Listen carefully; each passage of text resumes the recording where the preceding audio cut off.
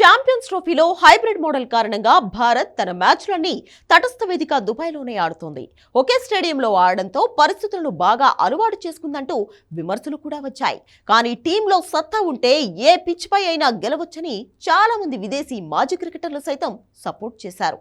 భారత్ పాక్లో ఆడినా దుబాయ్ పిచ్లపై ఆడినా పెద్ద తేడా ఉండదనేది మన ఫ్యాన్స్ చెబుతున్న మాట. ఎందుకంటే టోర్నీలో ఆడిన అన్ని జట్లతో పోలిస్తే టీమిండియానే బలంగా ఉంది. ఇదిలా ఉంటే దుబాయ్ స్టేడియం భారత్కు బాగా కలిసొచ్చింది.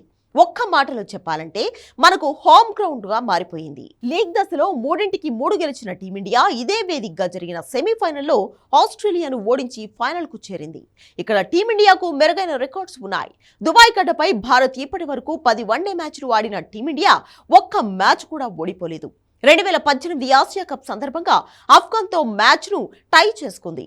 ఆ టోర్నీలో భారత్ విజేతగా నిలిచింది. దుబాయ్ వేదికగా భారత్ ఆసియా కప్తో కలిపి 2 వన్డే సిరీస్లు ఆడింది. ఈ రెండింటిలోనూ విజయం సాధించింది. తాజా ఛాంపియన్స్ ట్రోఫీలో బంగ్లాదేశ్, పాకిస్తాన్, న్యూజిలాండ్, ఆస్ట్రేలియాను వరుసగా ఓడించింది. ఇదే జోరులో ఫైనల్లో న్యూజిలాండ్ మరోసారి మట్టి కనిపించడం ఖాయమని ఫ్యాన్స్ కాన్ఫిడెంట్ గా ఉన్నారు. దుబాయ్ వేదికగా బంగ్లాదేశ్, పాకిస్తాన్ను 3 సార్లు ఓడించిన భారత్ హాంకాంగ్, న్యూజిలాండ్, ఆస్ట్రేలియాపై ఒక్కోసారి విజయం సాధించింది. స్పిన్ కు అనుకూలంగా ఉన్న దుబాయ్ వికెట్ ను భారత స్పిన్నర్లు సమర్థవంతంగా వాడుకుంటున్నారు. భారత బ్యాటర్లు ఈ పిచ్ కండిషన్స్ కు తగ్గట్లు ఓపిక్గా ఆడుతూ పరుగులు రాబడుతున్నారు. దాంతో భారత్ వరుస విజయాలు సాధించి ఫైనల్ కు చేరింది. ఫైనల్లో ఓపెనర్లు మెరుగైన ఆరంభం అందిస్తే టీమిండియాకు తిరుగుండదు. తొలి 2 మ్యాచ్ల్లో అద్భుత ప్రదర్శన కనబరిచిన శుభ్మన్ గిల్ తర్వాతి 2 మ్యాచ్ల్లో విఫలమయ్యాడు. అలాగే కెప్టెన్ రోహిత్ శర్మ సైతం పెద్ద ఇన్నింగ్సే బాకీ ఉన్నాడు. ఈ టోర్నీకి ముందు సెంచరీతో ఫామ్ లోకి వచ్చిన రోహిత్ శర్మ ఇప్పటి వరకు చెప్పుకోదగ్గ ఇన్నింగ్స్ ఆడలేదు. దూకుడుగా ఆడే క్రమంలో త్వరగా అవుట్ అవుతున్నాడు.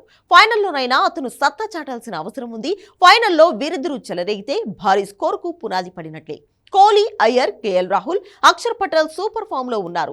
బౌలింగ్ లో వరుణ్ చక్రవర్తి, మహ్మద్ షమి మరోసారి కీలకం కానున్నారు. లీగ్ స్టేజ్ లో కివీస్ పై గెలిచి ఉండడం భారత్ కు ప్లస్ పాయింట్. అదే సమయంలో న్యూజిలాండ్ తేలిగ్గా తీసుకుంటే మాత్రం ఇబ్బంది పడాల్సిందే. మొత్తం మీద భారత్ కు మరో హోమ్ గ్రౌండ్ లో మారిన దుబాయ్ వేదికగా ఫైనల్లో మనోళ్లు దుమ్ము రేపాలని ఫ్యాన్స్ ఎదురు చూస్తున్నారు.